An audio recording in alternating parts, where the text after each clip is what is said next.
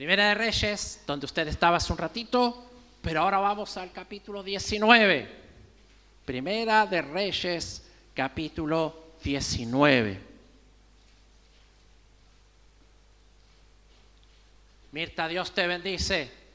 Dios te bendice. Dios te bendice. En el nombre de Jesús. Dios te fortalece. Toda angustia, toda tristeza, toda carga ponemos en los pies de Jesús en esta mañana. Dios te bendice. Dios te bendice. Muy bien. Primera de Reyes, ¿lo tiene? Primera de Reyes, capítulo 19.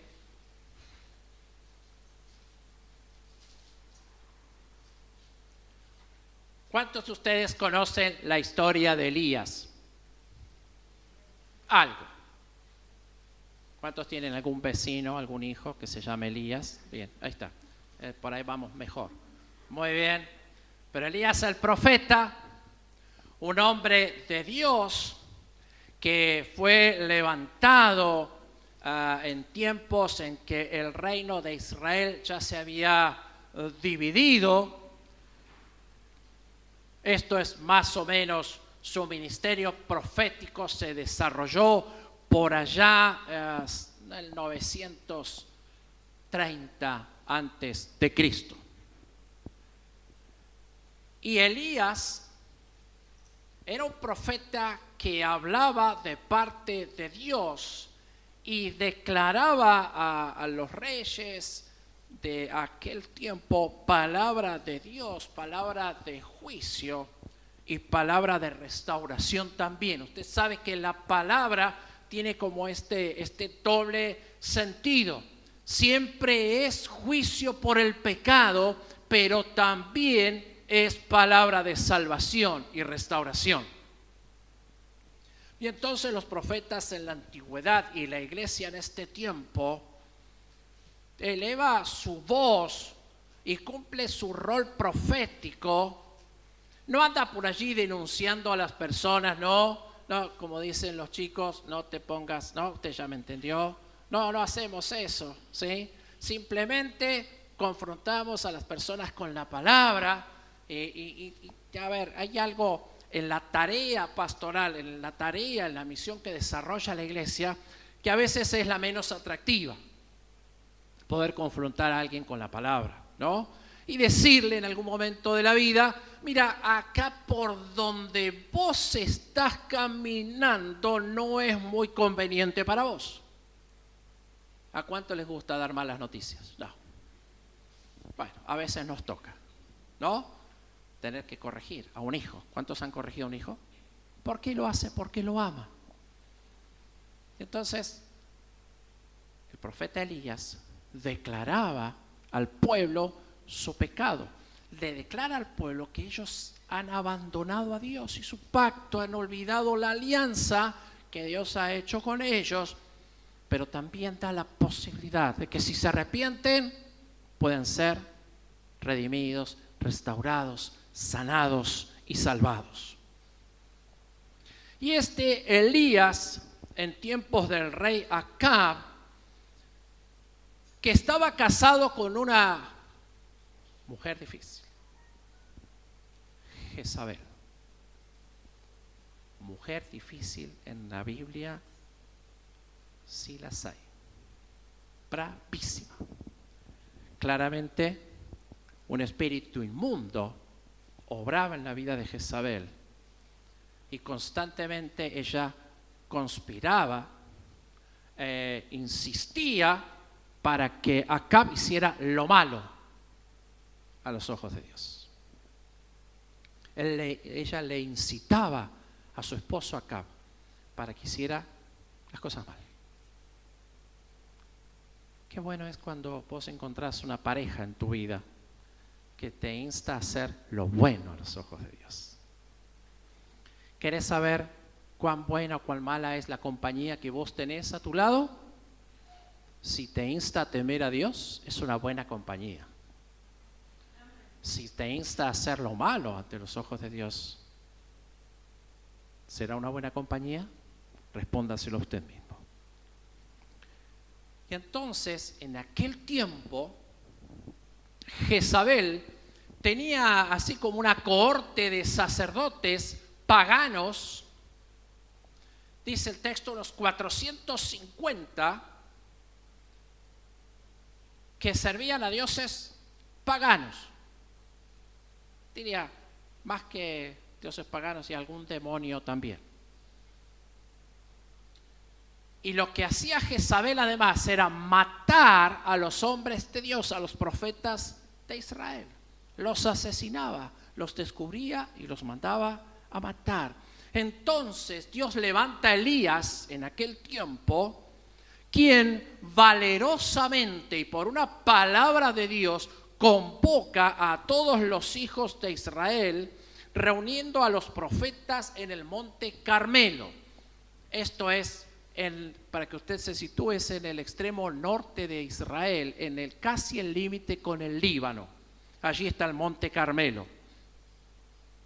Y entonces allí Elías manda a llamar al rey Acab y a los sacerdotes del dios Baal que servían a Jezabel y los desafía.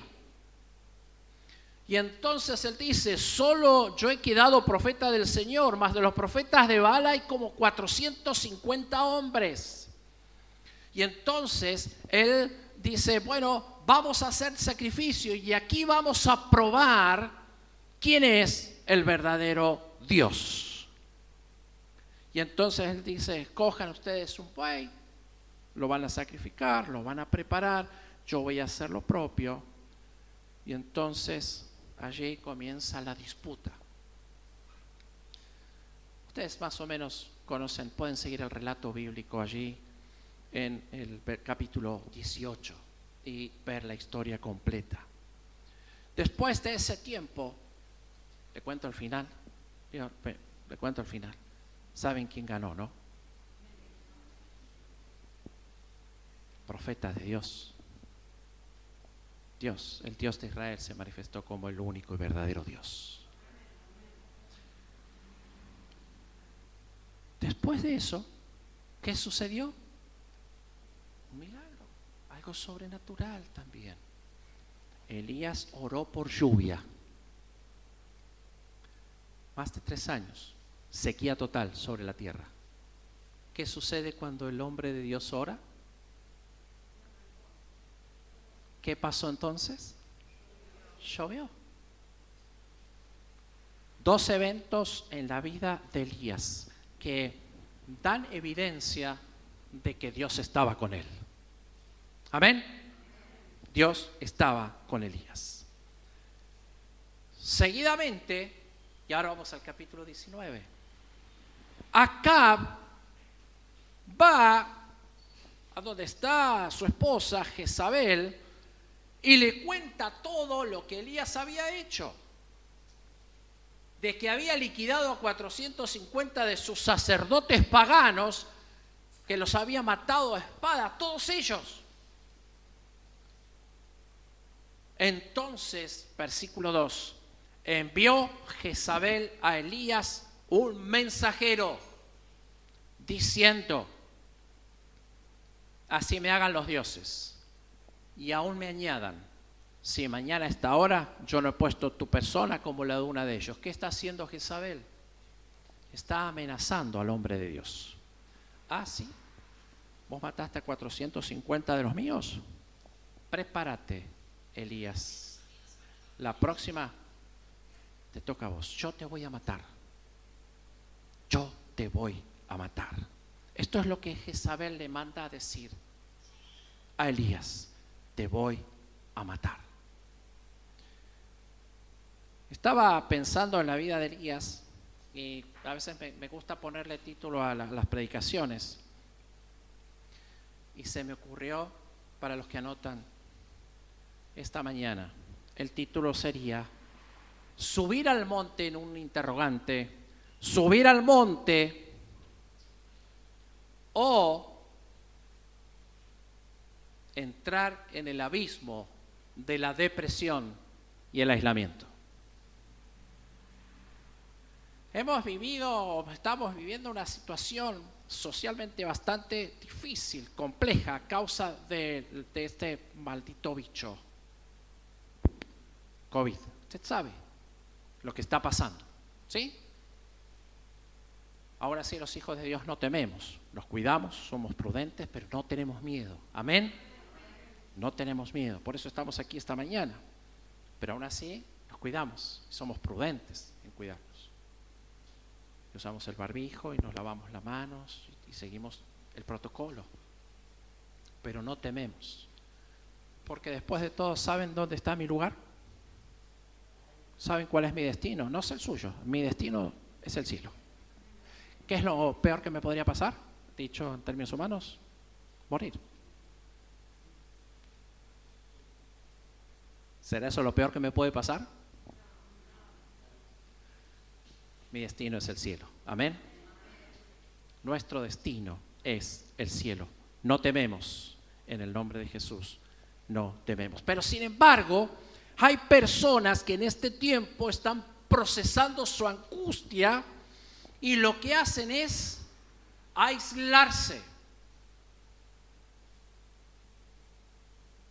Vamos a ver algunos detalles aquí en la vida de Elías que podrían ser de inspiración para nosotros para poder vencer esos miedos, esos temores, esas ansiedades y tener una vida victoriosa en el nombre de Jesús. Elías es amenazado y entonces el versículo 3 dice: viendo pues Elías el peligro, se levantó y se fue para salvar su vida. Vino a Berseba, se fue exactamente de un extremo al otro. Él estaba en el monte Carmelo, y comienza a descender exactamente al extremo sur de la tierra de Palestina, la tierra de Israel. Berseba, que está en Judá, justo en el límite entre el desierto de Judá y el Negev, que es otro gran desierto en aquella región. Y dejó allí a su criado. Fíjense qué interesante.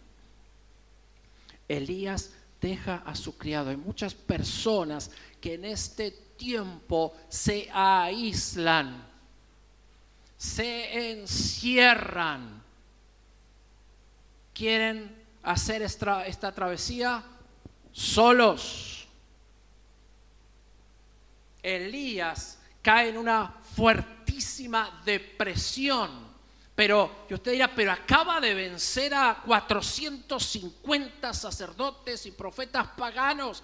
Él ve cómo Dios manifiesta su grandeza y su poder, mandando la lluvia por la cual él ora, y después de 3 años llueve. Pero ahora, ante la amenaza de una mujer, él decide huir. Él ve el miedo y se escapa para salvar su vida. Algunos comentaristas bíblicos dijeron: bueno, ¿qué hubieras hecho vos en su lugar?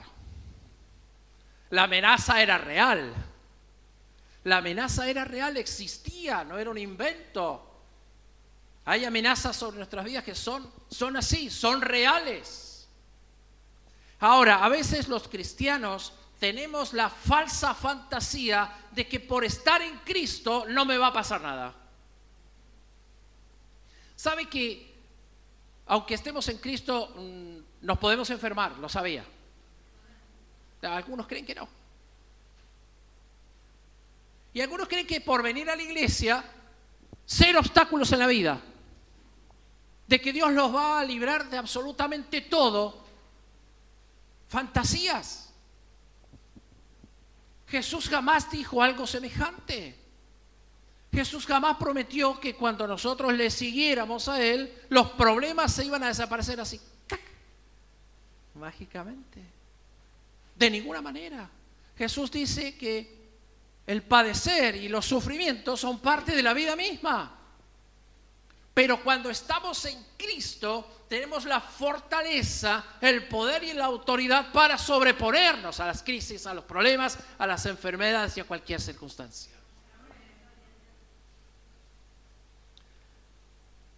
Y aquí vemos a este hombre huyendo. Él podría haber terminado con Jezabel también, pero él huye. Cuando nosotros servimos a Cristo y nos disponemos a responder al llamado que Él hace a nuestra vida, ¿qué es lo que van a aparecer? Obstáculos. Gracias, Mimi, por venir esta mañana. Obstáculos. Aparecerán las dificultades. Ciertamente aparecerán, estarán allí. Y por más que vos intentes huir, te van a seguir a donde vos vayas. Para estar allí. Para estar allí. Y entonces este hombre comienza a descender en ese abismo de depresión, de angustia y soledad. Él entra como en una picada en su vida y desarrollo espiritual. A muchos cristianos les pasa. Cuando las cosas no resultan como habían planeado o pensado, entran como en una espiral de depresión, de angustia, frustración y no pueden parar. Creyendo locamente o fantaseando de que, uy, pero yo pensé que el cristianismo era otra cosa, que el cristianismo era cero problemas.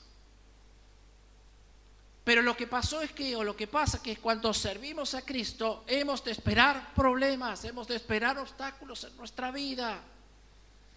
¿Qué es lo que hizo este Elías? Le mojó la oreja a Jezabel, liquidó a 450 de sus sacerdotes. ¿Qué esperabas, Elías? ¿Que no reaccionara? ¿Qué esperabas? ¿Que Jezabel se quedara callada? ¿Que no hiciera absolutamente nada? ¿Qué esperas cuando servís a Cristo? ¿Cuál es la motivación? Algunos vienen a la iglesia para que los problemas se vayan. Y algunos siguen a Cristo con esa falsa esperanza, falsa fantasía de que todo se termine. ¿Hay cosas que Dios hace? Sí. ¿Dios puede sanar? Amén. ¿Dios puede restaurar tu vida? Amén. ¿Pero eso indicará que todos tus problemas van a desaparecer? No. Tendría que haberlo bajado antes. Cosas que pasan. Y entonces allí está Elías. Y él entonces comienza a huir y se va al desierto. Fíjese lo que dice el versículo 4. Se fue por el desierto un día de camino. Y vino y se sentó debajo de un enebro. Después de andar, ya le dije, fue de un extremo al otro, ¿sí? De la tierra de Israel. Él se va del norte a sur. ¿Y qué hace? Se sienta debajo de un enebro deseando morir. Ya está, basta, dice él, ya está. Ahora hace una confesión sumamente interesante y realista. Estoy acá y la verdad que yo no soy mejor que mis padres que también pecaron. Yo no soy mejor que ellos. Entonces merezco el mismo juicio que ellos han padecido. Él dice allí, yo no soy mejor que mis padres. Puede sonar un poco excusa, pero en realidad él está siendo realista de su situación espiritual. Yo no soy mejor que nadie. Él no se muestra allí autosuficiente y se echa debajo del enebro, se queda dormido. Y entonces, dice el relato allí, un ángel le tocó. La palabra hebrea acá es malach o malach, que podría traducirse más literalmente como un mensajero. Generalmente nuestras traducciones castellanas traducen ese mensajero como un ángel que viene de parte de Dios. Y le toca, levántate, come. Cuando una persona está padeciendo una fuerte crisis emocional, depresión, angustia, lo que quiere es estas dos cosas. Primero, ¿qué hace? Deja de comer, porque lo que quiere es morir. Depresión, angustia, suicidio, en ese orden. Tristemente, las estadísticas indican que un altísimo porcentaje de adolescentes y jóvenes que carecen de expectativas futuras en este momento se suicidan. Ante eso, ¿qué debemos hacer? Proclamar el Evangelio poderoso de Jesús.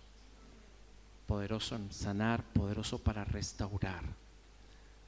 A veces a veces no hay suficientes señales que nos permitan detectar que alguien está pensando en quitarse la vida. Pero sabe, pasa mucho más, con mucha mayor frecuencia que lo que nosotros pensamos, creemos o imaginamos. Debemos ser sensibles a la voz del Espíritu en esta hora, porque hay gente que durante este año y medio ha caído en fuertes pozos depresivos, angustias, van en una espiral descendente hacia un abismo de soledad y depresión.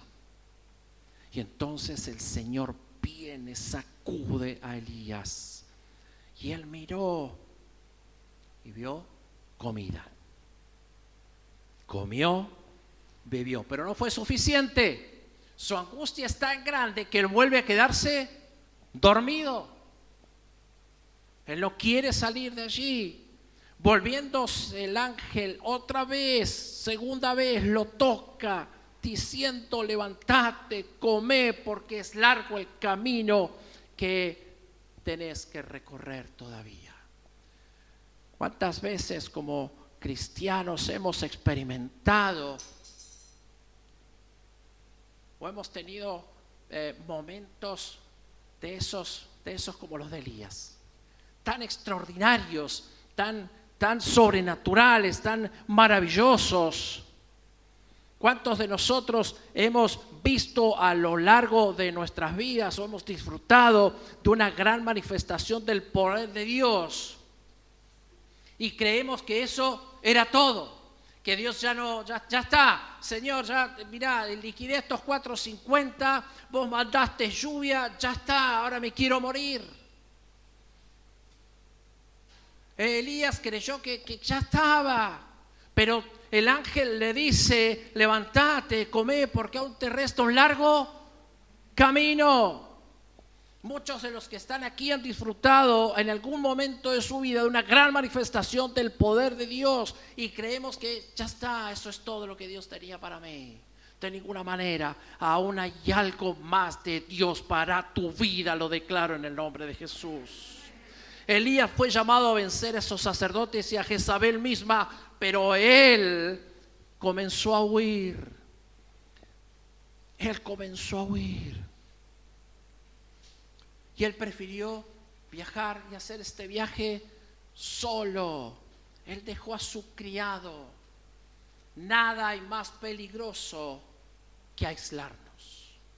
Nada hay más peligroso que aislarnos en este tiempo. Y allí está Elías. Dios trata de reenfocarlo, lo sacude para que él vuelva a enfocarse en la misión y los propósitos que Dios tiene para su vida. Se levantó entonces, comió, bebió y fortalecido por aquella comida, caminó 40 días, 40 noches. ¿A dónde va él? Al monte de Dios. Él va a Horeb, que para muchos especialistas sería aquí sinónimo del monte Sinaí. ¿Qué pasó en el monte Sinaí? Dios había dado las palabras de la ley a Moisés bastante tiempo antes. Y él está allí, en el monte de Dios, pero él no sube. Él no sube al monte. Él elige meterse en una cueva donde pasó la noche. Él busca otra vez la soledad. Él busca otra vez, él elige por el aislamiento.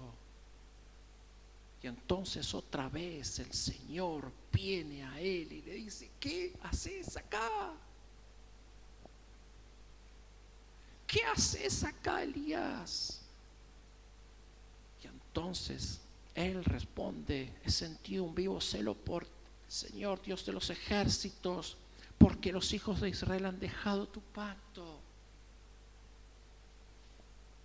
Y aquí es donde pegamos la frase anterior de Elías: y yo no soy mejor que ellos. Yo no soy mejor. Hay una empatía, una identificación de Elías con los pecados del pueblo. Ellos han dejado tu pacto, han derribado tus altares, han matado a espada a tus profetas. Él está hablando de Acab y Jezabel y está hablando de muchos que habían ido tras esos dioses paganos y ahora me buscan a mí para quitarme la vida. Y Dios le dice: salí afuera, ponete en el monte delante de Dios. Y aquí el Señor pasaba otra vez. La presencia de Dios que viene para restaurar el llamado, para restaurar el llamado y el propósito en la vida de Elías. Dios te está en esta mañana sacudiendo un cachitín. Espero que el Espíritu Santo lo esté haciendo en esta mañana. Que vos sientas que Dios te está tocando, que Dios te está tocando, porque Él quiere que vuelvas a enfocarte, Él quiere que vuelvas a pensar en ese llamado que hace un tiempo Él ha hecho a tu vida, del cual vos estás renegando, vos estás renunciando, porque decidiste estar solo, porque decidiste aislarte. Y el Señor viene hoy a tu vida con poder y gracia y se manifiesta una vez más. Y entonces dice que la presencia que había allí, que pasaba un grande y poderoso viento que rompía los montes, imagínese. Levantar los arbustos que están allí alrededor, los levantes de viento, quebraba las peñas, las rocas, delante del Señor, pero el Señor no estaba en el viento. Y tras el viento un terremoto, pero el Señor tampoco estaba en el terremoto. Se sacudía todo alrededor de Elías y el Señor no estaba allí. Y tras el terremoto, fuego, pero el Señor no estaba allí. Y tras el fuego, un silbo apacible y delicado. Y cuando Elías oyó, cubrió su rostro con su manto y salió. Y se puso a la puerta de la cueva. Y aquí vino a él una voz diciendo otra vez: ¿qué haces aquí? Es como que amagó a salir de la cueva, ¿ves? Pero dice: hasta acá, hasta acá. Y entonces otra vez la voz de Dios que dice: ¿qué haces ahí, Elías? ¿Qué haces ahí? Y él respondió otra vez: he sentido un celo, porque tu pueblo se apartó y ahora me buscan otra vez para quitarme. Y otra vez el mismo argumento. Y el Señor le dice: vení, volvete por tu camino por el desierto de Damasco. Y otra vez al otro extremo, hacia Damasco, que está en Siria, del sur a otra vez al norte. Grandes distancias, miren, en el promedio esto da unos 300 kilómetros de extremo a extremo. Entonces bajo del Carmelo al desierto de Berseba, va hasta la cueva, desciende todavía más al Sinaí y ahora vuelve a subir. En esa caminata, en ese desierto, ¿qué es lo que se reitera? Además de la angustia del profeta, además del dolor, de la soledad, ¿qué es lo que se reitera? La presencia de Dios. En medio de nuestros desiertos, en medio de nuestras angustias, en medio de nuestro dolor, en nuestra soledad, lo que hay en esta hora es una manifestación poderosa de la gracia y la presencia de Dios sobre nuestras vidas. Y entonces el Señor: anda allá, porque allá me vas a ungir a Hazael por rey de Siria y a Jehú hijo de Nimsi como rey de Israel. A ellos vas a ungir, y también a Eliseo, para que él sea profeta en tu lugar.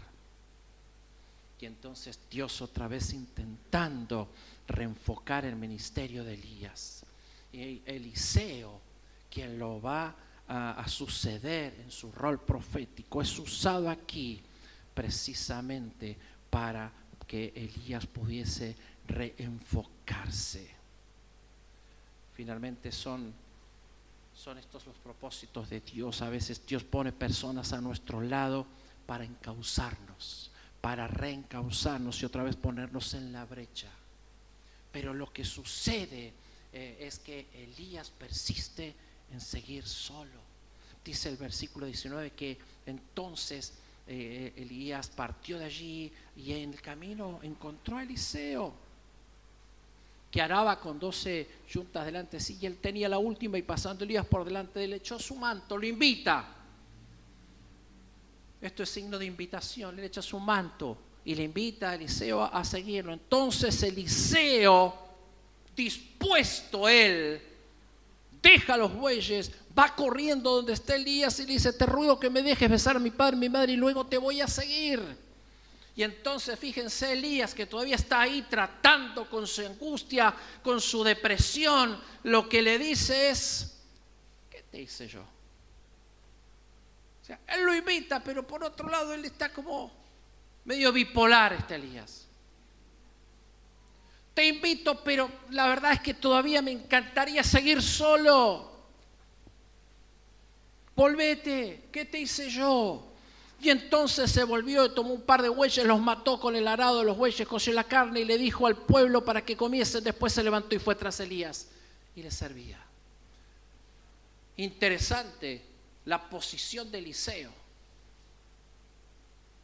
Ante la angustia y la depresión de un tal Elías, Eliseo lo deja todo.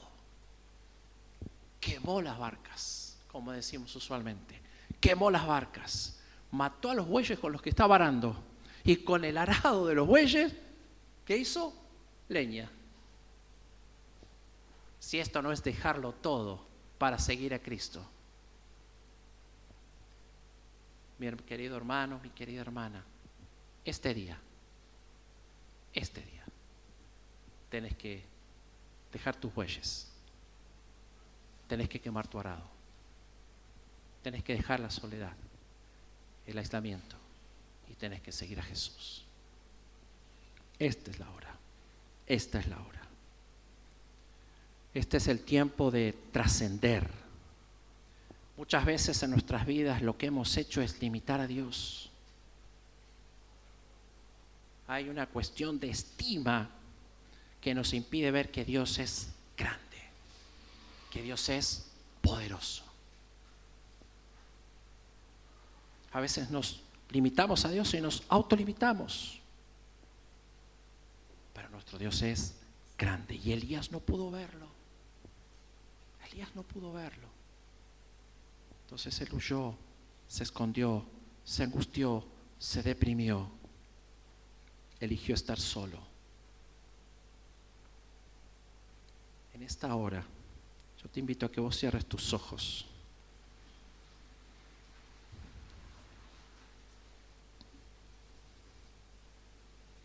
Y que medites por unos instantes en esta palabra que el Espíritu ha hablado.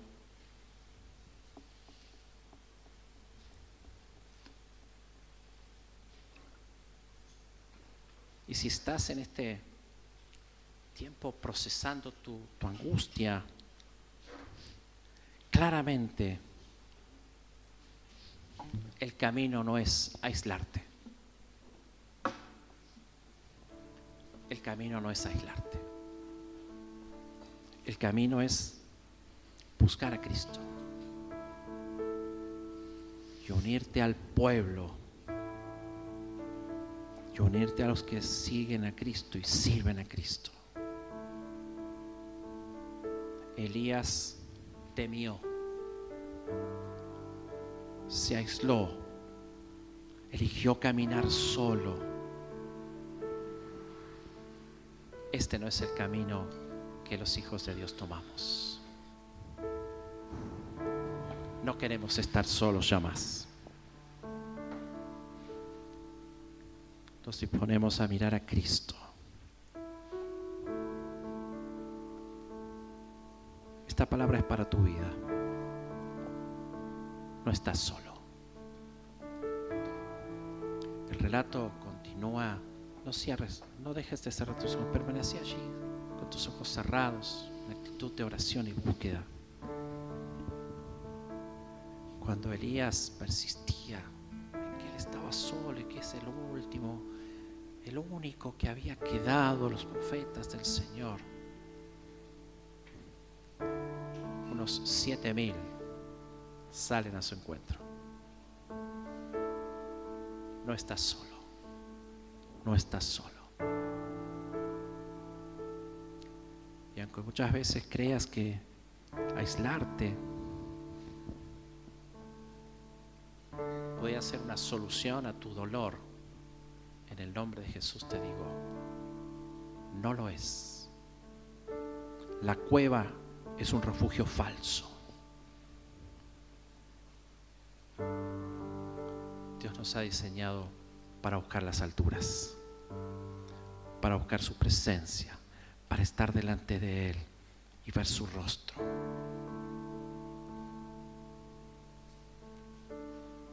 Un silbo apacible en esta mañana, un silbo apacible. El Señor se manifiesta en esta mañana sobre tu vida con poder y gracia. No somos de los que se esconden,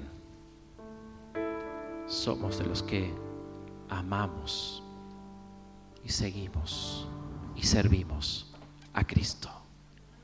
No somos de los que se esconden. En esta mañana, Señor, te adoramos, te exaltamos, engrandecemos tu nombre. Decimos que tú eres bueno,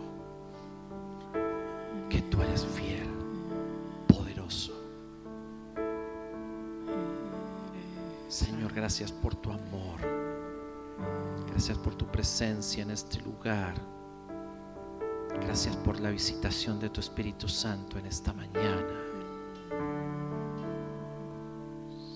En esta mañana, Señor, decidimos no escondernos, decidimos no aislarnos, decidimos no cerrarnos, decidimos no buscar refugios falsos, decidimos buscar más y más de tu presencia para nuestras vidas. Señor Jesús, como declara tu palabra, nos gozamos, nos alegramos en ti, porque tú tienes cuidado de nosotros, eres el que nos protege, eres el que nunca nos abandona, nunca nos dejará, eres el que trae alimento, el que nos sirve, el que nos ministra, el que nos alienta, que es tu Espíritu Santo el que nos reenfoca, el que vuelva a encauzar nuestros pasos. Sí, Señor, nos gozamos en ti, nos alegramos todos los que en ti confiamos, damos voces de júbilo para siempre porque tú nos proteges. En ti, Señor, nos regocijamos porque somos los que aman tu nombre, los que deciden en esta mañana no esconderse, los que deciden en esta mañana responder al llamado que has hecho a nuestras vidas. En esta mañana el Espíritu Santo de Dios está hablando a tu corazón. Él ha hecho un llamado. Un día Él te ha llamado. Él un día puso una palabra en tu corazón. Una palabra fue declarada, una palabra profética fue declarada sobre tu vida. Pero vos elegiste esconderte. Y el Espíritu Santo en esta mañana reorienta tus pasos. Reorienta tus pasos para que puedas hacer efectivo ese llamado de Dios a tu vida en el nombre de Jesús. En el nombre de Jesús.